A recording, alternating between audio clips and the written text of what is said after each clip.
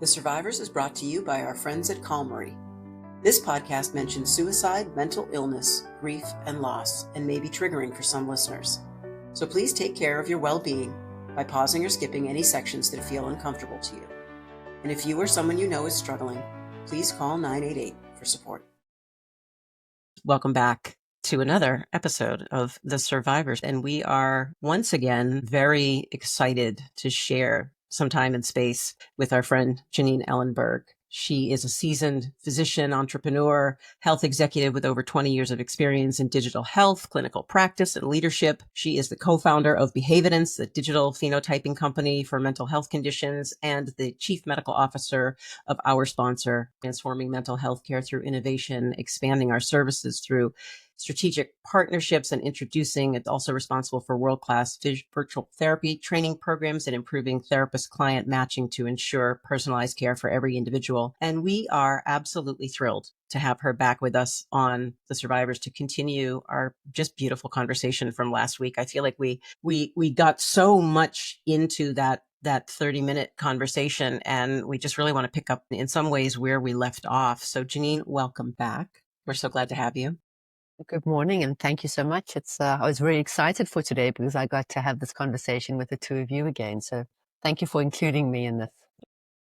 So we talked about a bunch of different topics in the green room before we started recording, and we really landed on a conversation about just how lacking our country is in terms of support for people with mental illness. And you had such profound insights on why that is and what we need to do to compensate for that. So I feel like we should just kind of keep rolling with what you were talking about a few minutes ago and just dive right back into that same space. I can definitely just jump off with exactly what I started with if you'd like me to. Okay, so I recently attended a conference and had the privilege of listening to a talk by Dr. Thomas Insel. He used to be the former head of the NIH during the Reagan and Obama eras and spent a lot of time researching the causes of mental illness. And during his talk, he spoke, and he's written a book called Healing Our Path from Mental Illness to Mental Health. But what stood out to me was his sort of experience when he was giving a lecture about the science of why people have schizophrenia or depression or anxiety and all that, the phenomenal progress in research about these things. And a father stood up in the audience and said, with all due respect, my son has schizophrenia. He tried to commit suicide 3 times and our house is on fire. And really all you're talking about is the chemistry of the paint. It doesn't help us. And he then actually went on a new journey and sort of went to California and started really exploring the homeless situation there and came back and said, really, it's not just about the treatment. It really is about the support, the care, the community around that person. And I think that is something that we lack in this country, to be very honest with you. It's people will go, they'll have a suicide attempt, they'll get to the ER, get the meds, and then they are discharged. And where do they go? If they do not have that support, where do they go? And Tom Insel, or whoever it is, speaks about the 3 Ps. And I probably got the wrong person, but anyway, the 3 Ps. People, place, and purpose. So if you don't have a place to go, what do you do? If you don't have people, caregivers, community to support you, what do you do? And if you don't have a purpose, you need hope. You need a reason to get up and go out and do something. And I think that we have a long way to go in this country for support in that aspect. Yeah, we do. You're right. And it's interesting because I had this conversation with my therapist not too long ago in terms of what happens when someone has been hospitalized for depression, a breakdown, mental illness in general. I'm just going to say as a disclaimer that there are fire alarms going off in our condo building right now. I'm very safe. These are just a test. So if you hear that, please don't be alarmed because I'm fine. So the interesting thing is that when someone goes in for treatment, they come out and they are at their most vulnerable. They come in and whether it's a 3-day hold or whether it's, a 30-day hold, whatever the case might be, the irony is when they're released, that's when they're at the highest risk for taking their life or for having another relapse of some kind. And what you're saying is so profound about, it's that aftercare in terms of someone reintegrating and dealing with their mental illness and having that kind of support. And I think that it just becomes such an overlooked issue. We think of it in terms of like, okay, someone goes in for, some kind of an operation, a lung transplant or surgery of some type, and they have the protocol is all set. They have their follow-up appointments, and they have all of their physical therapy appointments. Right. And their aftercare. And there's nothing that's considered when you have mental illness on the same level. And they can't be released from the hospital until somebody picks them up from the wheelchair to drive them home. And they say, do you have someone to care for you at home and bring you soup because you can't walk, or whatever the story is? And yes, that is what is lacking. When I had my suicide attempt and I was talking to 988, they asked me if somebody was home. And thankfully, my wife was home. But I can't imagine having to have made that call and been where I was and not having a support system around me. We have that problem here in upstate New York. There's a lot of homeless up here. I live right in between two college towns. And a lot of time these kids don't have anybody close by. They have their dorm mates, they have their roommates, but their families are so far away. And I think the schools do a little bit better job, at least I hope, with suicide awareness and things like that. But we also have a homeless community up here. Whenever I look at somebody who's homeless, like terminally homeless, a lot of these people are mentally ill.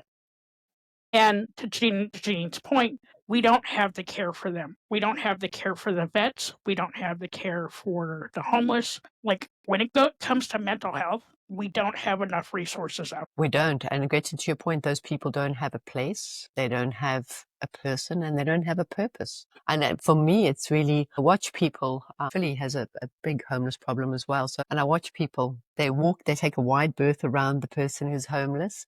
And I look at them, you can see their thoughts. One is, oh, I don't want to acknowledge it. This is bad. I don't want to be near it. But I often think in the back of their minds is the fear. Could this happen to me one day? Because there isn't the social support system in this country.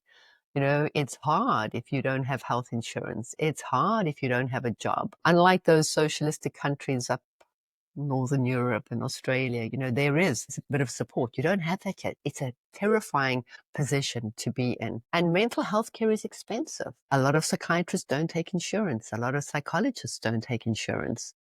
So unless you have money, you don't get the help. Even if you have kids or family members, to try and support them through that and find the right care. And I tell you something, finding the right psychiatrist or psychologist can be a hit and miss job. It can. Look at you. We've had this conversation before when you shared your story on an episode earlier in the season. You talked about how you had to speed date your therapist because it's not often a good match right away. And that's hard. That's time consuming. It's emotionally draining to go through kind of all of those motions and go through the stories and your history, and only to have to shift over to someone else. That's a lot. Especially when you're vulnerable. Mm-hmm. Yeah. The first couple of days were really hard because I had gotten the therapist. She wasn't really my cup of tea, but I knew I needed somebody right then and there. And then the next therapist I did like 2 weeks later, still not a good fit, but still needed somebody to talk to.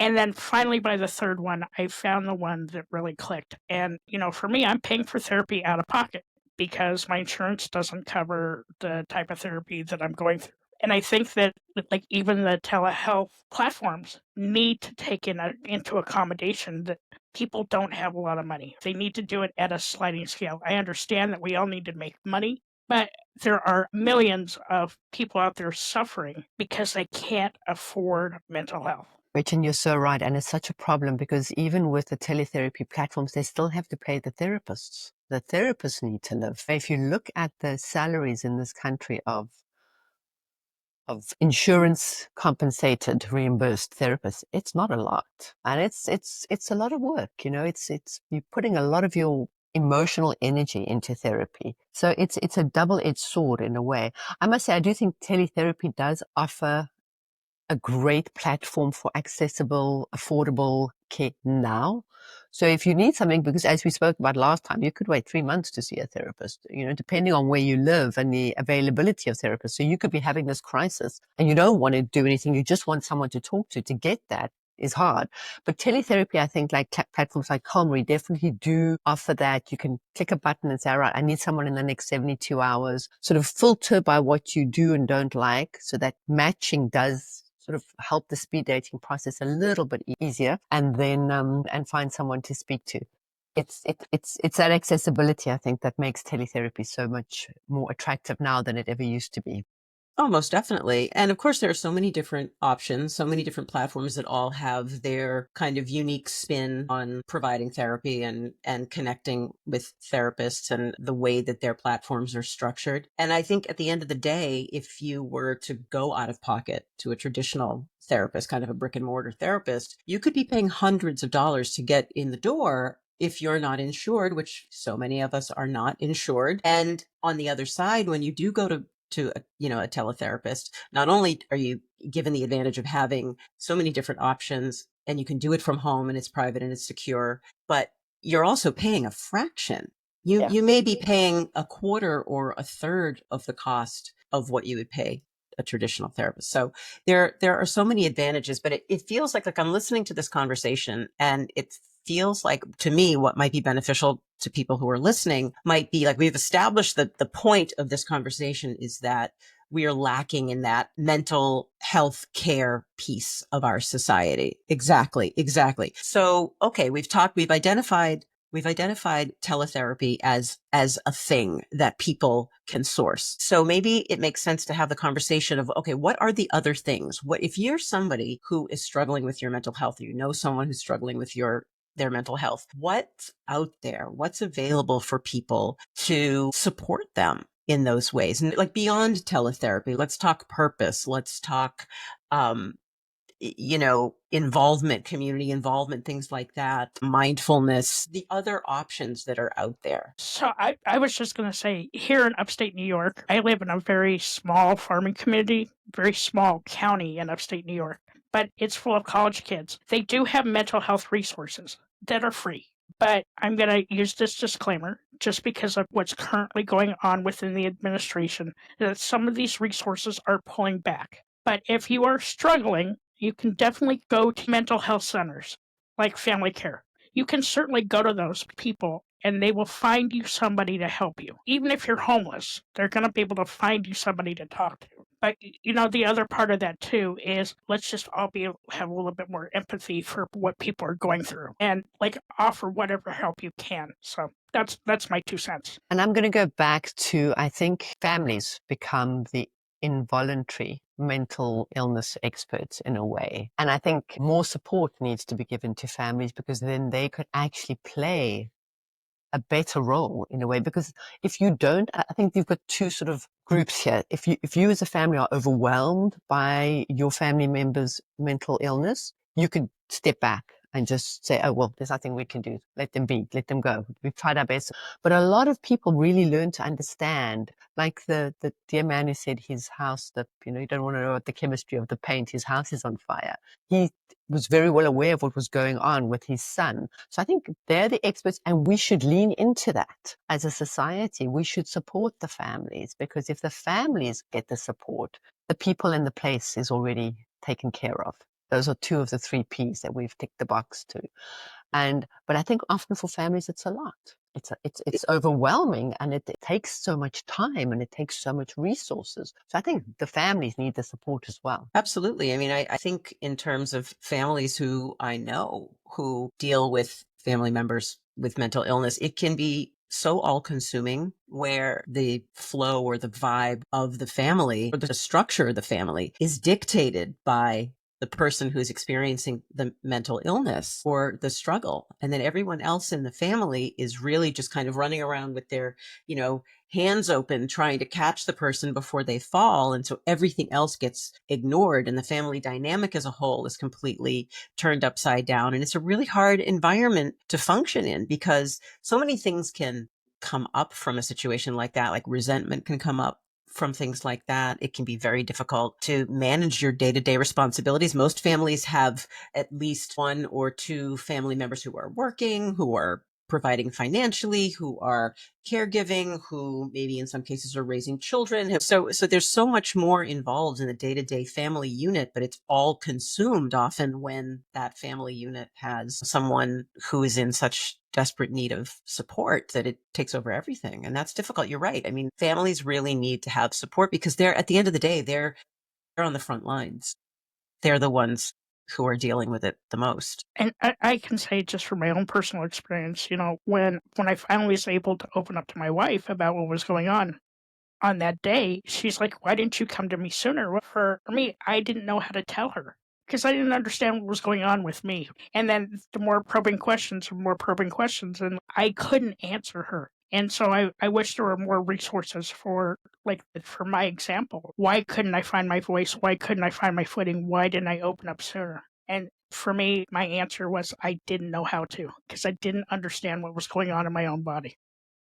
Take a step to your mental well-being with Calmerry, trusted online therapy platform that supports you through life's challenges. Connect with licensed therapists and reap the benefits of traditional therapy enhanced with digital tools whenever you need it. Visit calmerry.com to get started. I think that really speaks to the importance of just good communication, whether you're dealing with someone who's unwell or not. It's just a general foundational block of a family unit should be having those open conversations, sitting down. Like I know we always talked with our girls as early on as we could in an age appropriate way each time as they got older, just to really ensure that they felt like they could come and talk to us if things were not okay. I mean, the obvious things like talking about sex or talking about drinking or talking about peers or, all of those things as well. But I think we also have to be having the conversations about the mental health piece too, and integrate that. If we want things like mental health and wellness and mental illness to become mainstream, then we need to start integrating those conversations into our day to day so that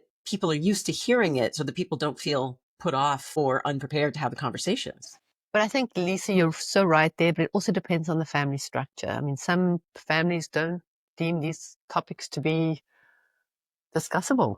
Some families have different sort of, it might be a religious thing, it might be, I don't know, whatever it is. They're just not that open. And then you have the single parent family.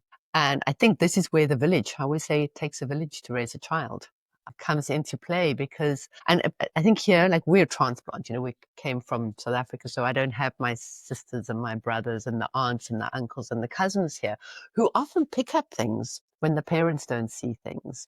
Or even, my sister might notice something about me that my husband may not. Or if I'm alone, at least, you have cousins who you might pop into who check in on you. That village, I think, is so incredibly important in managing mental illness because you need more than one person.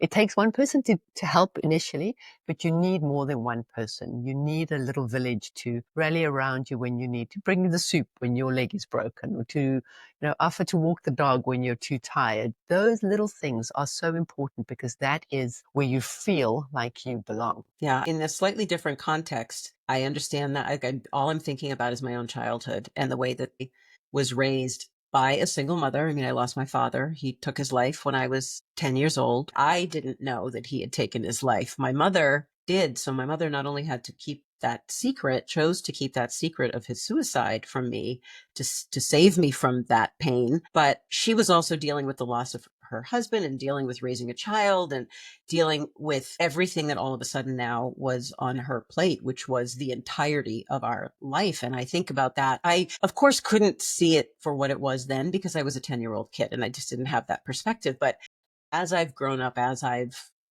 I've formed my own family and understood what it takes to be a mother, be a wife, to be all of the things that all of us have to be every day, I'm astounded and dumbfounded at the same time that my mother did what she did. But she did it because she, like what you said, she had community. My grandmother came and lived with us and our house was always full. We always had some part of our larger family unit there. And I don't know if my mother would have been able to just manage the day to day were it not for that extra support. You could understand mental illness creeping in there if you're alone and dealing with that. Mm-hmm.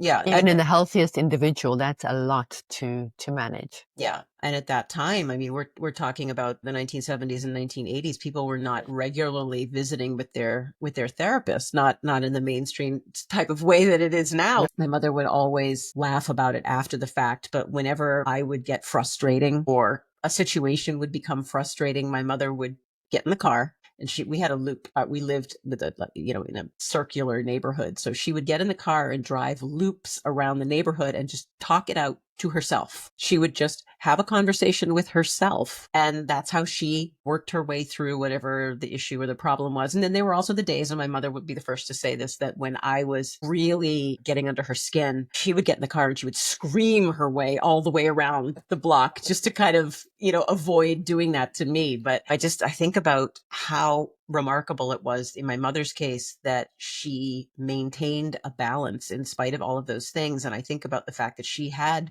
people in her life and she had a community, and she went back to college late in life. And so she had those Purpose. Exactly. Yeah. I mean, she did that 6 months after my father Good for her. passed away. Amazing. At the age of 40 years old, decided to go back and get her college degree. And it took her 5 years, and she did it. And she did it. She just excelled in every way. And I think we talk about that all the time, how not only was that just such a highlight of her life, but it saved her life in so many ways to be able to do something that was just for her in that way.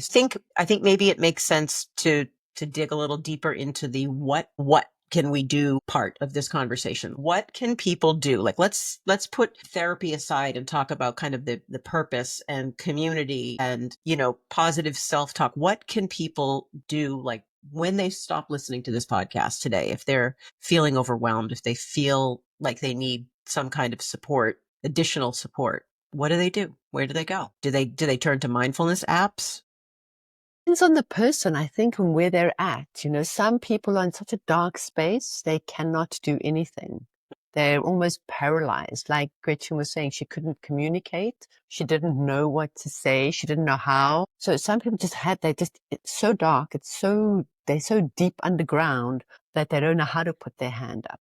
And I think that in that case, somebody needs to reach out. But somebody who is feeling overwhelmed, who's feeling really like they are not coping right now, reach out. Reach out to anybody. And for anybody who's listening to this podcast, if someone reaches out, take their hand and just walk with them. You don't have to tell them what to do. You don't have to solve the problem. Just be there and know that they have someone that they can actually turn to when they're ready to, when they want to speak. Be there. Support. Don't judge. Those are two very, very powerful pieces of information. And I would add one thing that, I'm sure you're getting ready to add this too, about 988 calling the lifeline. Like, we talk about, okay, there are people who have insurance and they have access to therapy. And then there are other people who may not have the insurance piece, but they have the means to do teletherapy and they have a community. But okay, how about the people who don't have any of that? Where do they go? What do they do? They always have a resource. There is always someone on the other end of the 988 crisis lifeline. And I can't say this enough, especially speaking as a counselor who often takes calls from people who say, should I even really be calling and using this lifeline? I'm really not sure because I'm not suicidal. And I stop them right there. And I say, are you feeling like you're struggling? Don't even need to tell me right in this moment what it is that you're struggling with, but are you struggling? And if the answer is yes, it's all relative. It doesn't matter what you're struggling with, because if that's enough to affect your mental health and wellness, then that's enough to pick up the phone and to call a counselor. And any of us on these lifelines are here to listen 24 hours a day, every day of the week, to whatever it is that's compromising your mental health and wellness. So I think that as we identify in this conversation what those pieces are, like go seek some purpose in your life, go find community, go explore therapy, keep things like the 988 lifeline on the top of your brain and make those phone calls when you need that help. So my question to both of you is, like, what do we do for the homeless community that sometimes don't have phones, right? Are there people that can actually go out to those encampments and talk to these people? Because a good portion of the homeless are mentally ill. but they don't have the resources. They don't have somebody to talk to, and it's just an endless cycle, right?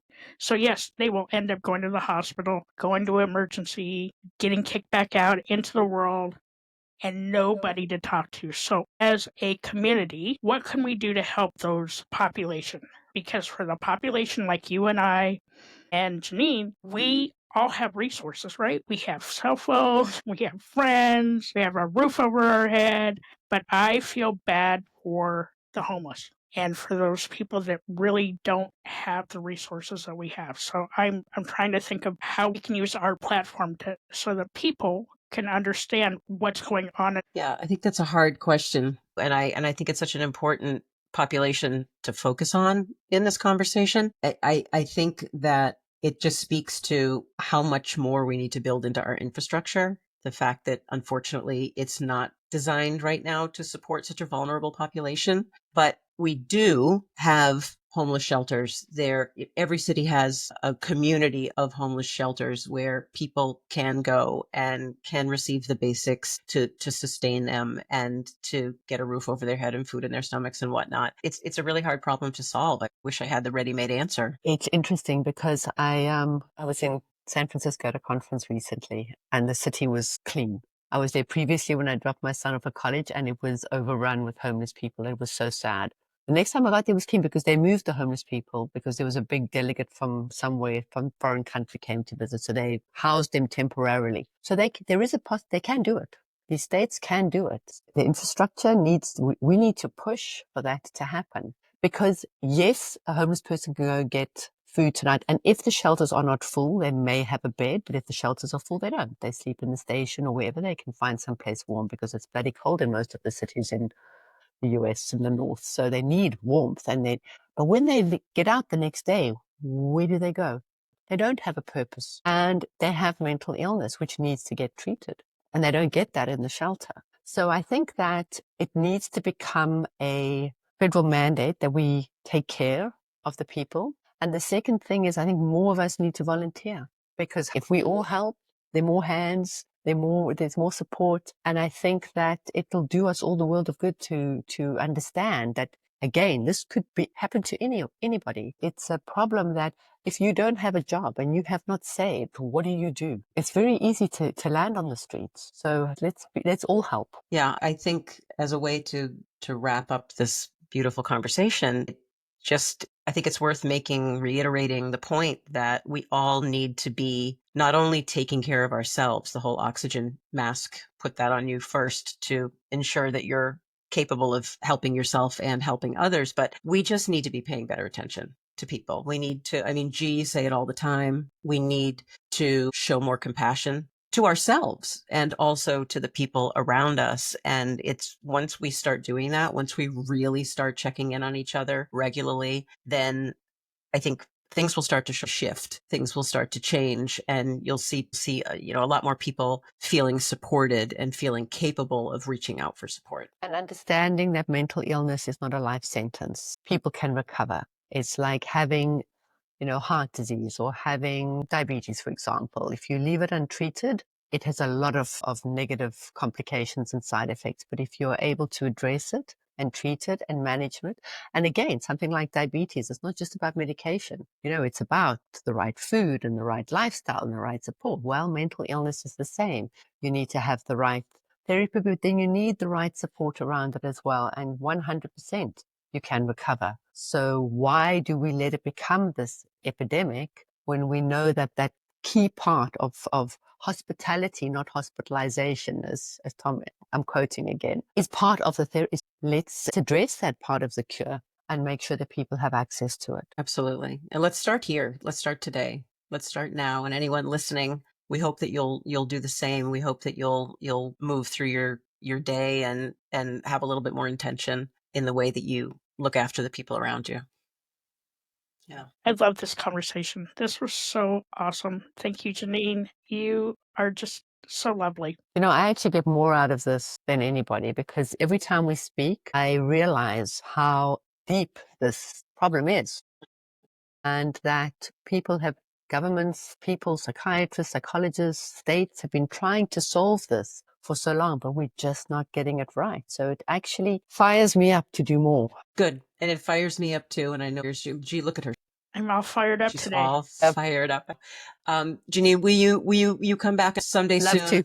Yes, would love to chat again. Wonderful. Thank you so much for Thank you so much. Your wisdom and your insight, and just for spending a little bit of time. We appreciate you. I appreciate you too. Thank you. Thanks for joining us on The Survivors. Remember, no matter how tough things feel, you are enough, and the world needs you just the way you are.